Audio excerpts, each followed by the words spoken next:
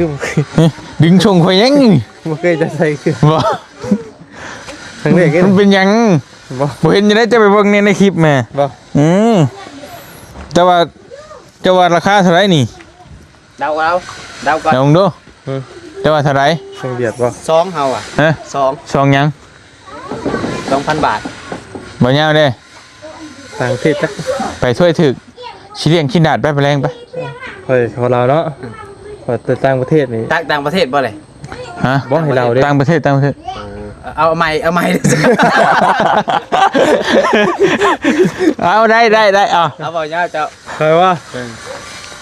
300ไป เจ้า300 อร่อยยัง 300เหรียญ 150 150เหรียญ โอ้3 ล้านพุ่นเด้นี่มึง9 ล้านด้วยชงยัง9 ล้านบ่มี โยทำหรอ สิเฉลยเด้อ ส่งฉัน เก็บเอาพี่ เก็บเอาแบบได้เฮ้ย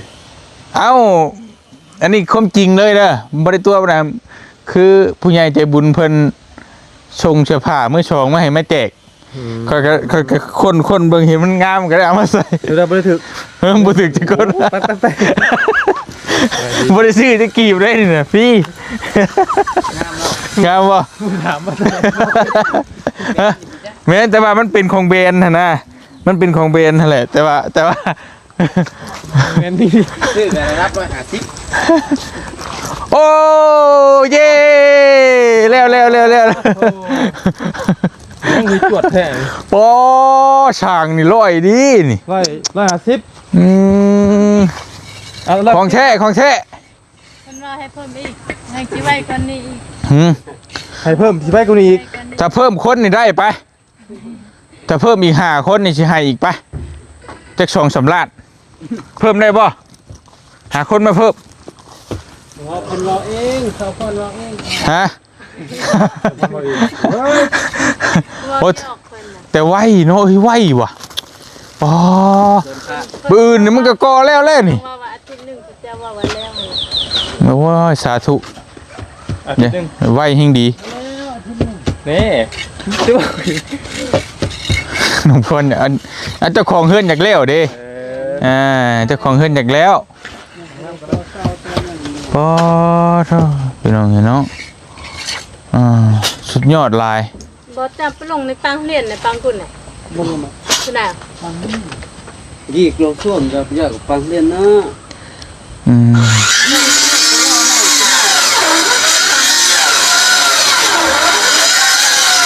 คัก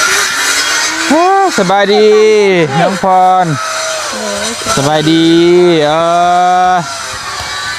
สอนเด้สอนเจ้าหูเด้บุโรหูคักหูเน่พี่น้องเลยงมเงียม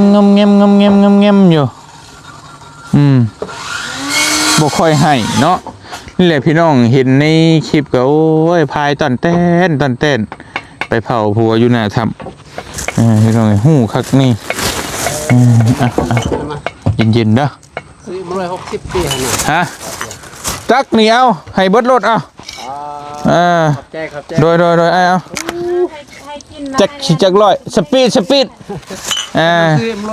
150มันเกิน100แล้วเนาะจริงไปเลย นั่นแหละกับ200 300ก็จะบ้ากัน ขอบใจ พี่น้องกินรถพมมันเย็นๆให้เพิ่นกินมันยาเย็นแล้วบ่แซ่บได้ของพวกนี้ ไล่ขอบใจเย็น พี่น้องเลยโอ้ถือว่าได้การอันนั้นมันคือจากสูงปองเยี่ยมก็อยู่พุ่นบ่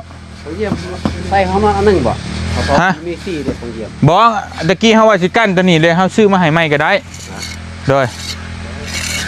หรือว่า ตอนนั้นคิดว่าสิบ่ใส่เลยสิใส่อันนั้นห้องนอนห้องนึงละมี1 2 3ห้องนอน4เป็น4พุ่นครับ บ่ขนาดนั้นก็ได้คือกันโอเคบ่พร ห้องนอนได้อันนึงเลยของเยี่ยม ฮะ ห้องนอนได้ใส่อันหนึ่ง บ่นะไอ้สิใส่ให้2 อันก็ได้บ่เป็นไอ้ซื้อมาให้ใหม่ก็ได้นะแต่ว่า เดียวได้แล้วห้องนอน ฮะ ห้องนอนใส่เดียวได้แล้ว ได้บ่เดี๋ยวว่าจะให้มันงามหั่นแหละ นี่ก็1 2 3 4ห้องนอนก็ได้แล้ว มันสิบ่นั่นบ่มันสิบ่งามหั่นนะความหมายว่าอยากได้มันประตูปองเนี่ยมันหลายมันงามเดี๋ยวเฮาสิซื้อมาให้ก็ได้ได้บ่ตัวนี้ได้บ่เฮ็ดแก้ไขได้บ่หรือว่าได้หรือว่าบ่หรือว่าบ่ทันละบ่ทันก็บ่เป็นหยัง เพราะ3อันมันก็หุ้งได้มันแก่มันก็มืดละ หุงอยู่แต่ว่ามันใส่ถุงห้องแล้วมันสิงามหั่นนะว่าง่ายซะมี ไล่เบิ่งเพิ่นคือโรงเรียนอีก ฮะไผว่า คือโรงเรียนก็ บ่ เป็นโรงเรียนมันไปเยี่ยม บ่ไปเรื่อย กันตันได้เดี๋ยวใช่ ๆใส่ทางนี้ซะทางนั้นเนาะยังบ่ได้ทางนั้นก็บ่ใส่หรือว่าใส่ทั้งลุมหันตัดกันอีกก็ได้ใส่สองข้างฝั่งนี้แล้วก็ฝั่งนั้นทางนั้นบ่ใส่เพราะฝั่งนั้นมันสิเป็นบานเดียวมันยาวเลยมันก็สิบ่งามเด้ให้มันมีห้องละอันก็งามอยู่พี่น้องเอ้ยนั่นแหละมีแต่จงไว้ห้องนอนน่ะใส่2เฮาสิซื้อมาอีกวงนึงฝั่งนี้กับฝั่งนั้นโดยตัวมันนึงเนาะโดยตื้มมันนึงมันงามนี่นะพี่น้องเอ้ยคัก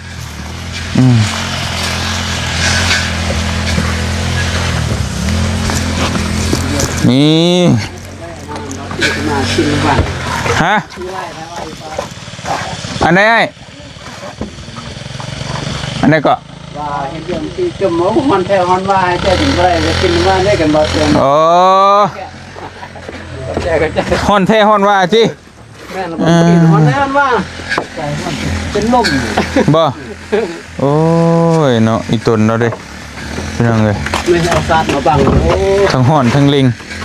พายางบ่มีบ่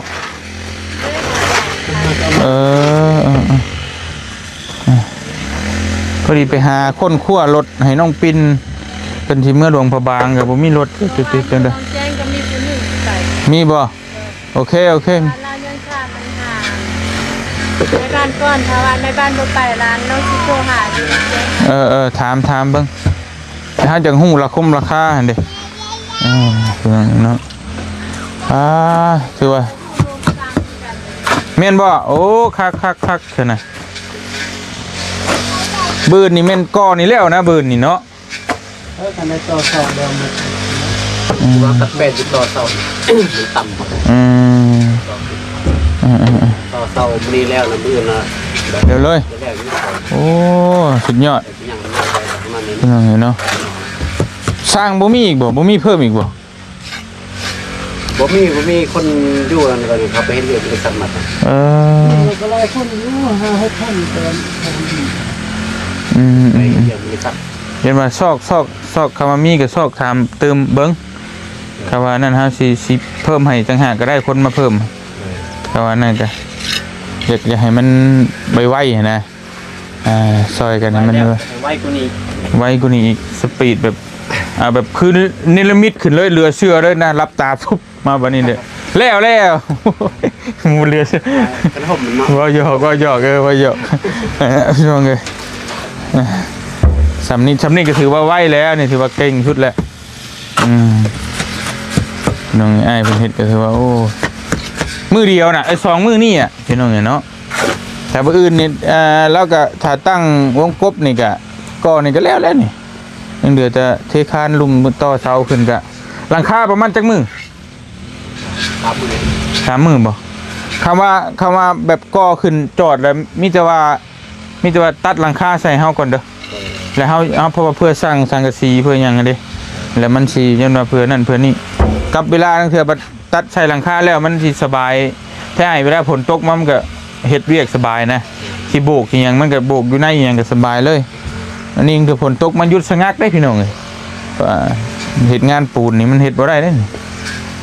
แบบโบกเป็นหยังนั่นแหละนี่ตัดหลังคามีตะกอแล้วก็ตัดหลังคาใส่เลย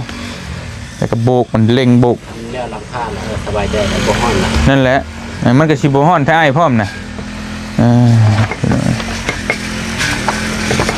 กิน กี้ว่าจะให้อ้ายเพิ่นเฮ็ดใช่ก่อนแต่อ้ายเพิ่นว่ามันบ่เน้นพี่น้องมันสิบ่เน้นนะอันนี้ก็เทคานจับแล้วก็ก่อขึ้นแล้วก็เน้นแล้วฉะนั้นก็โอเคแล้วอันนี้ก็พอดีพองามเนาะนี่ไปเฮ็ดห้องนอนพี่น้องเอ้ยต่อมานี่เปิดมานี้FC ว่าอยากว่าเรื่องห้องน้ำติดโตแต่ว่ามันน้องเพิ่นบ่อยากได้เอาเป็นห้องนอนถ้าได้คือบ่เตียงเคยเฮ็ดผ่านมานะมันตัวนั้นสิเอาเป็นห้องน้ำหรือเป็นเฮือนครัวนะแต่ว่าน้องเพิ่นว่าอยากให้เป็นแบบเก่าตัวนั้นได้เอาไปนอนเป็นห้องนอนเวลาแขกคนมาลิ้นน่ะมาลิ้นอยู่ห้องนี้มาเยี่ยมมายามแล้วก็เครื่องของจำเป็นไว้อยู่ห้องก็ถูกต้องอยู่น้องเพิ่นว่าก็อยู่ห้องนอนนี่บ่เอาประตูเลยบ่ปิดเลยบ่เอาออกบางเดียวบ่ประตูบ่ออกทั้งนอกเนาะเอาออกมาข้างในเลยพ่อเนาะโอเคไอ้ชิได้หูแล้วคุณจะมาอยากได้เปิดออกพุ่นนะเอามันจะสบายดิจักมียังแล้วกันเถื่อมันผู้บ่าวมาเคาะมายังข้างในกันบอกไปเลยผู้บ่าวแล้ววันนี้โอ้ยเนาะลังคิดน้ำพัวแล้วอยู่อะไรติว่ากับเป็นปุ้ยเยี่ยมเขาเลยทำเลยเพราะเราลงทุนน้อยในระดับใช่ไอ้กินไหมน่ะกินไหมนี่เอ้ามันเช้าเย็นเนี่ยเอาไว้เอาทำมากเกินมากเลยมากก็ยัดที่ยังแต่ไอ้เอ้ามันเช้าเย็นนะโบเชฟนะขักลายเรียบแล้วพี่เรียบเลยเยอะแห้งเรียบมันเรียบมันนั่นเลยมันเป็นที่ยังยากมาพี่น้องเห็นเนี้ยนี่ตัวนี้ห้องนอนเพิ่นนี่คือห้องนอนแต่ห้องน้ำในที่ตั้งหากแต่จะเฮ็ดเอาตั้งหากอีกเนาะเพราะว่าทั้งน้องเพิ่นบ่มักนะคนแถวพี่เพิ่นบ่มักที่ว่าห้องน้ำติดเฮือนมักบ่พรฮะห้องน้ำติดอยู่ในเฮือนเลยมักบ่มักแต่ว่าตัวนั้นน้องยังไงออกเฮ็ดห้องนอนเลยเฮ็ดห้องนอนบ่หมายว่าเฮ็ดเจาะประตูใส่ห้องน้ำเลยได้บ่ได้บ่ได้สั่นแล้วเอาประตูมาใช้สั่นเอาประตูมาแซนนึงเนาะจะเจาะออกทางนั้นและอนาคตจะเห็นห้องน้ำต่อหันเพราะว่ามันคือจังซี่เป็นว่าก็ด้วยความที่ว่ามันอันตรายเนาะนกตัวอย่างคือทั้งย่านทั้งยังแหละหลายสิ่งหลายอย่างเวลากลางค่ำกลางคืนย่านเด็กน้อยถ้าสิพาลูกพาเต้าไปเข้าห้องน้ำกับมันก็ยากนะมีแต่ว่าเฮ็ดห้องน้ำติดเฮือนเลยติดห้องเลยแต่ว่ามันก็สิยากเวลาบัดแขกคนมาหั่นแหละสิเฮ็ดแนวใดพี่น้องเนาะบ่เฮ็ดติดปานใดก็ได้แต่ว่ามีแต่เฮ็ดประตูหันเปิดการซื้อห้องน้ำหันเลยก็ได้เฮ็ดประตูชื่อห้องน้ำมันก็ต้องเฮ็ดประตูบัดนี่แม่นบ่ก็ต้องมีประตูคือเข้าห้องน้องเดี๋ยวได้บ่อยากมีประตูบัดดิถ้าน้องสิออกมาพี่เนาะออกมาพี่1ประตู2ประตูวนไปเข้าห้องน้ำมันก็สิไกลเด้อบัดนี้บ่ถ้าว่าอันนั้นถ้าว่าสิเฮ็ดห้องน้ำน้องว่าสิเฮ็ดโตอยู่หันหลังมีเฮือนครัวเลยนะเฮ็ดฟังพี่บ่เฮ็ดลงไปทางลุมโอเคแต่บ่เป็นหยังนะแต่ว่าให้มันติดกันเลยเนาะโดยความหมายว่าอ้ายว่าเปิดจากห้องนอนเข้าห้องน้ำเลยน่ะบ่เอาไปน่ะเนาะบ่เอาบ่มักบ่มักโอเคใช้บ้านได้แถวในเมืองเพิ่นเฮ็ดไว้ซั่นได้คล้ายๆคล้ายๆว่าบ่ยอมใช้ซ้ำเท่านี้หน่อไม้กะโอ้ยมันได้สิได้แกงเนี่ยนี่บ่ยอมมันไม่ได้ตัดดังบ่ครัวเอากินได้เลยบ่เอาก็ได้นอนหลับเฮ้ยเบิ่งหั่นหน่อไม้บ่นอนลั่นเลยมันเป็นจังได๋กุกอมันอยู่จังได๋คืออ้อยบ่มันคือหน่อไม้ดีๆนี่เองอ่ะลองแกงแซ่บ กงให้อ้ายกินได้จังมื้อ เอาหน่อมาเอาอยู่ใส่มาแกง เอ้ามาจะใช้ท่านนี่ ได้3คน ไปส่งงานเด้ บ่ จับเอาเล่มนี้ แกงให้อ้ายกินได้บ่ เขาบ่ได้ขายลองซื้อ เฮ็ดได้ไดซะจังสิได้กินซื้อเอาบ่ได้บ่ เขาบ่ขาย มึงมาไอ้2มาล่ะ ไอ้พวก โนรัน ขายบ่ บ่มีขาย แล้วเปิ้นมากน่ะ เป็นไงเราสั่งมา ก็ขึ้นมาใหม่คมๆเลย บ่ได้ขมนะ เฮ้ย มันบ่ได้คมน่ะ อืมมันแบบบ่บอกกินยวนทางไปมัน เอา มันบ่ได้คม เนาะแบบเดินมาเล็กน้อย งามอ่ะ เนาะมาบ่ กินน้อยดิบป่ะนี่เนาะนอนนั่น หนอนลันกัน หนอนลัน แต่มันหน่อไม้หั่นแหละ ชอกกะ แต่หน่อไม้หั่นแหละแต่มันเป็นหน่อไม้อหย่างบ้านเฮาเอิ้นน่ะหน่อไม้อีสัง เพิ่นว่าหนอ ล ลั อน ยวาน อืม ไม่บง บ่แม่นหน่อไม้มันเป็นคือแบบมันเป็นน้อยๆนะสำนิ้วมือน่ะมันบ่ใหญ่นะนี่ ต้นมันก็บ่ได้ใหญ่เด้ ฮะ จำปมือ น้อย บ่แม่นอะไรก็บ่แม่นดิมันสิเป็นบ้านเฮาเอิ้นอีหยังวะ ใครสำเนื้อเอิ้นว่าน้อยจ่าน่ะ ซ้ำใต้เด้ น้องบ่ฮู้ ตอนพวกน้องวันมีค่ายบ่นั่นอยู่ แม่นบ่นี่น้องกินปลายมันได้เด้นี่ ต้นน้อลอยก็ฮักว่าน้อลอยน้อลอยก็แม่นน้อลอย บ่นอะไรก็บ่แม่นก็คิ้วก็เป็นหน่อไม้หั่นแหละอ่าร สชาติก็คล้ายกันนั่นแหละ นะมันหน่อไม้หั่น แต่ว่า แต่ เขา แกงคือสิแซ่บเนาะ แบบ หวานบ่จัก อยากกินเด้เฮ็ดได้สิได้กิน ไปทางเขตได้กินแหละ อู้ฉันไปส่งอีกพุ่นบ่มีรถไป อยู่เขตได้กินแค่ใช้สมบูรณ์นะ อืม ก็ยืมรถต่อเสียงไป มื้ออื่นทานพาไปเปิดบัญชีแล้วสิพาไปซื้ออยู่ตลาด อืม เดี๋ยวมาล่อ หาแนวมาโลยเขาหาแนวมาโลยกันพาไปในเมืองบ่ธรรมดา เอากระแทเอ้ย อืม อ่ะ ไปเปิดบัญชี อยากกินลาบอกให้เขาไป สั่งถ้าอยากได้น่ะ ก็สร้างก็ได้ไงนั่นแหละอ้ายสิฮู้ว่า ไปเจ้าโลนึง หึ เพิ่นว่าจึงได้อ้ายสิว่าเอาโลนึงน่ะ บอกว่าซ้ำใดเขาเอามาให้ได้แล้ว เอาเขาขายเป็นโลละ ก็เท่าไหร่น่ะ โลซะ5,000 โอ้ยเอามารถจัก10 โล โอ้เอาแต่10ถุง ฮะ ฉะนั้นมันบาเพิ่นว่า10โลก็แล้วแม่บ่ยามกี่ เอาจะให้กันกิน100 โล เนาะเห็นว่าก็ได้ แม่นกินแล้ว มันบ่กินแล้วเลย10 โลก็กินบ่เบิดแล้ว สิแกงกินจะได้แกงชูช่างกินกันยังบ่เบิดได้10 โล ทั้งแกงทั้งเฝ้ากินนั่นแหละเป็นยังบ่หมด 20โลบ่โอโลนึงนี่ท่านได้แกะบ่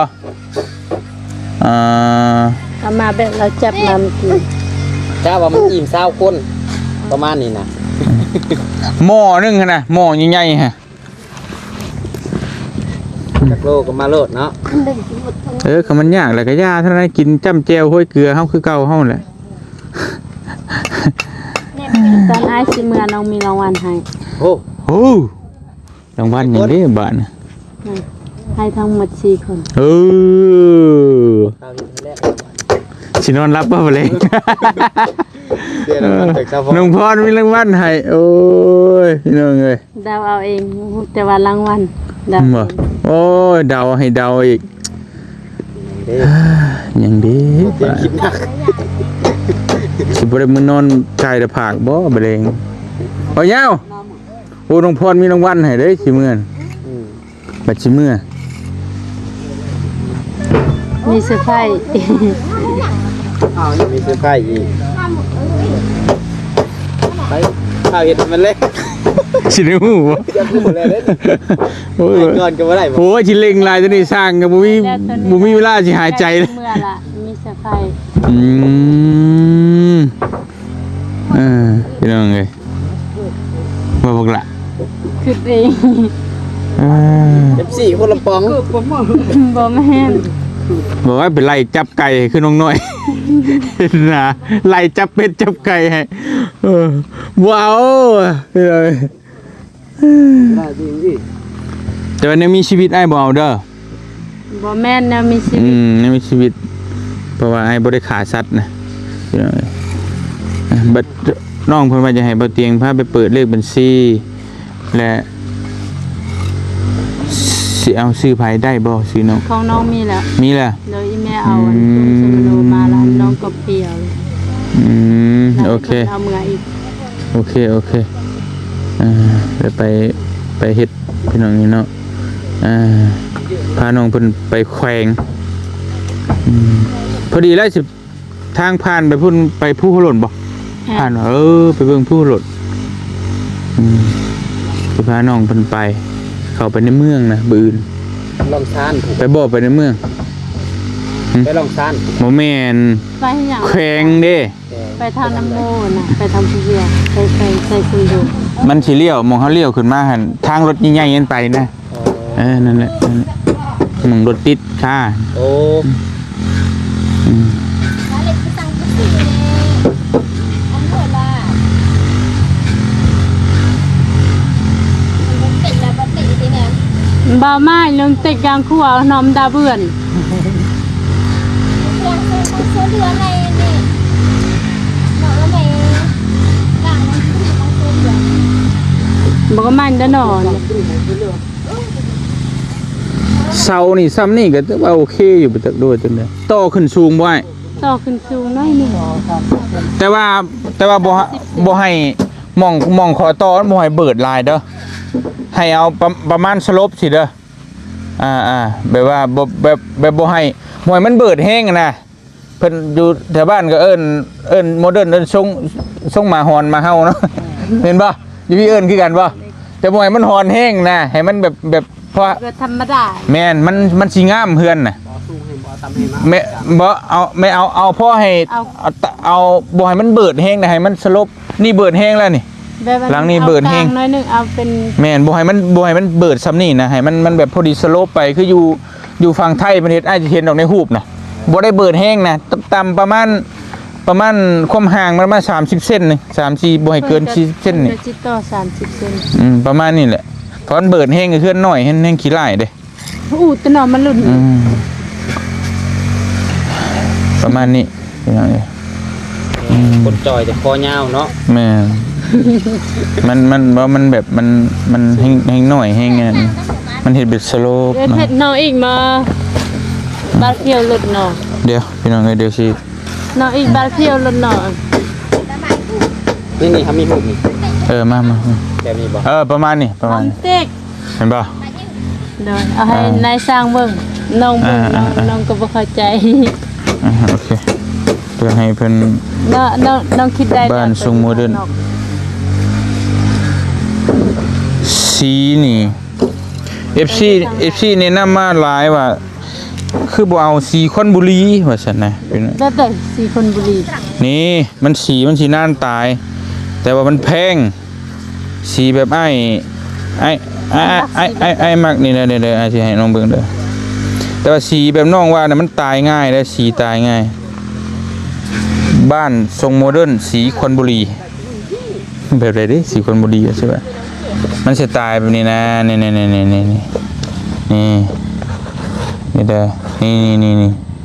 นี่ อายมักสีแบบนี้ว่ะ ได้ เอาแต่ใจอายก็ได้ น้องบ่มักว่ะ ก็มักคือกัน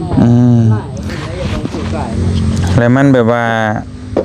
มันสีน้ำตายสีแล้วมันก็งามแบบสีท่านสมัยเห็นนะสีชมพูแบบว่าน้องว่าวหันมันไอ้เคยท่าอยู่ตั้งเฮือนแหละมันปี2 ปีแล้วมันสิตายมันสิตายสีนะ เลย มันสิเหลืองมันสิ สิบ่งาม บ่งาม เพราะว่ามันถึกแดด แม่นนี่ ข้างในมันก็เอาสีแบบนี้เลยบ่ แบบทั้งในน่ะท่านสำหรับส่วนตัวว่าไอ้ว่าทั้งในน่ะเอาสีขาวก็ได้สีขาวมันสีหุ่งเวลาติดดอกไผ่มันหุ่งข้างในน่ะสีอื่นน่ะมันมืดโอเคเนาะ โดย เอา เอาไปให้นายสร้างเบิ่งเฮือน นี่พี่น้องเอ้ย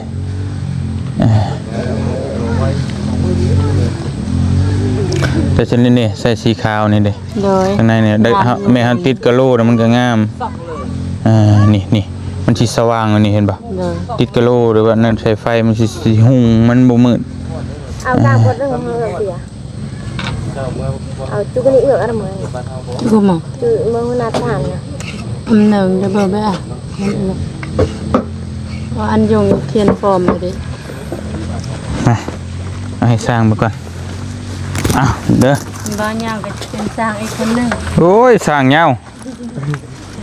เวลาขึ้นหลังคาให้สร้างเหงาขึ้น มากได้อยู่ ฮะ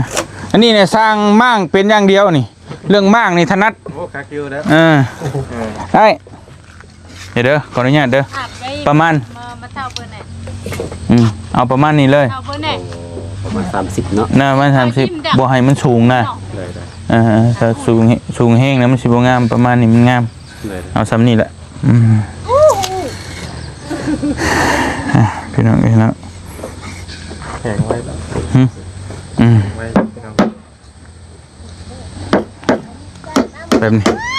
เปิดเลยนะโอ้ยนี่อะไรนี่ โอเคเนาะไปมีแต่เนาะเรียบร้อยพี่น้องเรียบร้อยร้อยเรียบมีแต่ให้สร้างเพิ่นเฮ็ดลงมือบ่ได้หยุดบ่ได้หย่อนนะพี่น้องไอ้ต้นเนาะให้เพิ่นก็ได้โอ้สุดยอดเร่งมือเต็มที่มีแต่บ่เตียงก็สิพยายามเร่งมือสุดความสามารถพี่น้องให้มันแล้วไวที่สุดแต่มันก็ได้มันสิได้รังใจครับเพราะมันก็บ่ปานนั้นหรอกเพราะว่าสร้างกับคน ถ้าสิเร่งหลายก็มันก็บ่ได้พี่น้องเนาะแต่ใดก็พากเป็นกำลังใจให้น้ำกันคือเก่าพี่น้องเอ้ยแต่ใดก็มาเบิ่งมาชมน้ำกันเนาะว่าสิมื้อใดสิแล้วสิจบสมบูรณ์บริบูรณ์ก็จังว่ากันแต่ใดก็ขอบคุญขอบคุณขอบมุกขอบใจทาง FC บัดจุกุทุกคนที่ติดตามแล้วก็ฮักแพงอยู่ดีมีแฮงบัดจุกุทุกคนพี่น้องเอ้ยมาเบิ่งน้ำกันช่วงต่อไปสิเป็นจังไดเนาะพอเลยมานี่น้อยนึงมาพี่น้องเอ้ย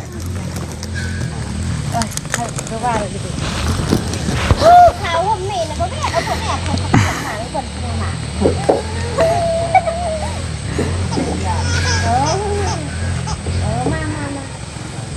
พูดเป็นเลยจ้ะ พี่น้องเนาะมีแต่ทางบ่เตียงสิมาแจ้งทางน้องเพิ่นพี่น้องพอดีมีผู้ใหญ่ใจบุญเนาะเพิ่นก็ฝากเงินมาเพิ่มเติมพี่น้องมีทางพ่อบุญยุ่งเนาะพร้อมครอบครัวเพิ่นฝากมา200 ดอลแล้วก็ทางพ่อลุงโป้เฮาพร้อมครอบครัวเพิ่นก็ฝากมาอีกเติมอีกพี่น้อง1,000 ดอลแล้วก็ทางอ้ายที่ว่าเฮามอบให้มือว่านนี่แหละทางบ่เตียงมอบเงินให้ทางน้องเพิ่นอ้ายสีซักกิจนิกรแล้วก็อ้ายโดนไสยจิตเนาะแล้วก็เพิ่นฝากมาแต่ว่าก็แบ่งให้น้องปินส่งค่ารถกลับบ้านเนี่ยแล้วก็แบ่งให้หลายๆคู่หลายๆคนนั่นแหละเพิ่นฝากมา 2,000 ดอลแล้วก็ตืมกันมีแต่ว่าบ่เตียงก็สิเก็บสิโฮมสุ่มใส่ให้มันแล้วเนาะถ้าในเมื่อมันแล้วเรียบร้อยแล้วถ้าว่ามันเงินยังเหลืออีกถ้ามันยังมีเงินเหลืออีกบ่เตียงสิเฮ็ดห้องน้ำเฮ็ดเพิ่นครัวให้น้องเพิ่นต่อไปถ้าว่ามันยังบ่ได้ก็ให้มันแล้วนี่จบนี่ก็ถือว่าโอเคถือว่าเสร็จสมบูรณ์บ่เตียงก็สิฮักไว้อีก20 ล้านพี่น้องเห็นเนาะถ้าว่ามันยังพอมีเหลือจากที่เฮาคาดการไว้ก็สิปูกะโลให้น้องเพิ่นปูกะโลหรือว่ากระเบื้องแล้วก็ทาสีให้แบบงามบางต้องเลยพี่น้องแบบนี้เหมือนในรูปเลยเนาะแล้วก็ให้มันเสร็จเรียบร้อยบ่เตียงก็จังสิกลับบ้านพี่น้องเนาะแต่บ่ฮู้ว่ามื้อใดสิแล้วก็เร่งสุดๆนั่นแหละเพราะว่าเฮาก็จากมื้อนี้เพราะว่าทั้งแม่บ่เตียงก็บ่สบายเด้ก็ต้องพาไปหาหมออาทิตย์ละ2 เทื่อต้องพาไปฟอกไตตอนนี้ก็ให้น้องชายบอลี่ไปพาแม่ไปฟอกไตเปลี่ยนบ่เตียงมาช่วยน้องเพิ่นเนาะมีแต่ว่าฝากให้น้องขอบมุกขอบใจขอบบุญขอบคุณนบมือทั้งผู้ใหญ่ใจบุญบัดจุคู่ทุกคนเนี่ยที่ช่วยน้องเด้อ ขอบใจหลายๆเด้อที่ทีมอายทุกคนที่ช่วยเหลือน้องที่ซัพพอร์ตให้น้องมีเฮือนอยู่ขอบใจที่ทีมงานเบาเตียงแน่เพราะว่าเพิ่นก็มีเวียกมีงานก็ยังปะทีมลูกเมียพ่อแม่อายน้องมาช่วยเหลือน้องจนฮอดถึงได้เฮือนซ้ำนี้ยังอีก ต่อไปกันเพิ่นก็ยังสิอยู่ช่วยเหลืออีกเพราะว่าเฮ็ดให้สำเร็จ โดย ศักดิ์สิทธิ์ขอขอบใจที่ช่วยเหลือซัพพอร์ตขอให้ได้ขาย ผู้ใดเฮ็ดสินค้าสิ่งใดก็ให้ได้ขายให้ได้เงินร่ำรวยเป็นเท่าเป็นพันขอบใจหลายๆเด้อความเจ็บอย่ามีความเจ็บอย่าได้ความไข้อย่ามี โดยสาธุสาธุโอเคดีใจนำพี่น้องทั้งเบาเตียงเองก็ที่ซอยสุดความสามารถเนาะคือเบาเตียงได้เกินไว้แหละถ้าเฮาได้ซอยก็บ่อยากแค่ว่าซอยแบบลวกๆมามอบให้ได้ก็ไปแล้วก็มันก็แม่นอยู่เนาะคือเงินนี่คือเบาเตียงมีนี่มอบให้แล้วก็ไปก็ได้คือกันมันง่ายไปเฮ็ดแบบนั้นน่ะง่ายแต่ว่าเฮามันด้วยความที่ว่ามันบ่คักใจสไตล์ของเบาเตียงคือจะเฮ็ดเนี่ยมันเห็นกับตานะเฮ็ดได้ให้มันคักนี่แหละจังสิกลับนะที่จริงเอาเงินมามอบปุ๊บเนี่ยมันก็ง่ายแล้วเมื่อสบายพี่น้องแต่ว่ามันบ่แม่นสไตล์ของเบาเตียงแนวนั้นเนาะจะได้ก็สู้ซนเนาะเดี๋ยวมื้อใดก็จังว่ากันน้องเพิ่นก็มาเผาคู่มื้อมาเบิ่งเพื่อจะเห็นความคืบหน้าพี่น้องจังได๋ก็ขอขอบคุณขอบขอบใจทางผู้ใหญ่ใจบุญเบิดสุขทุกคนทั้งสิซอยน้องเพิ่นก็ขออยู่ดีมีแฮงความเจ็บเป็นสุดได้ความไข้จะมีขอให้ร่ำให้รวยให้โชคให้มาเดินทางไปทางใดก็ตลอดปลอดภัยเด้อเนาะขอบใจหลายๆสาธุไปสำหรับมื้อนี้บ่เตียงขอตัวจบคลิปไปเพียงเท่านี้ก่อนเดี๋ยวไว้เจอกันตอนช่วงแรงๆนะมื้อนี้ก็มาอัปเดตมื้อที่2ของการเฮ็ดเฮือนให้น้องพรความคืบหน้าเป็นหลายเติบนะเดี๋ยวติดตามช่วงต่อไปอยู่ดีมีแฮงสบายดีเด้อพี่น้องเด้อบ๊ายบาย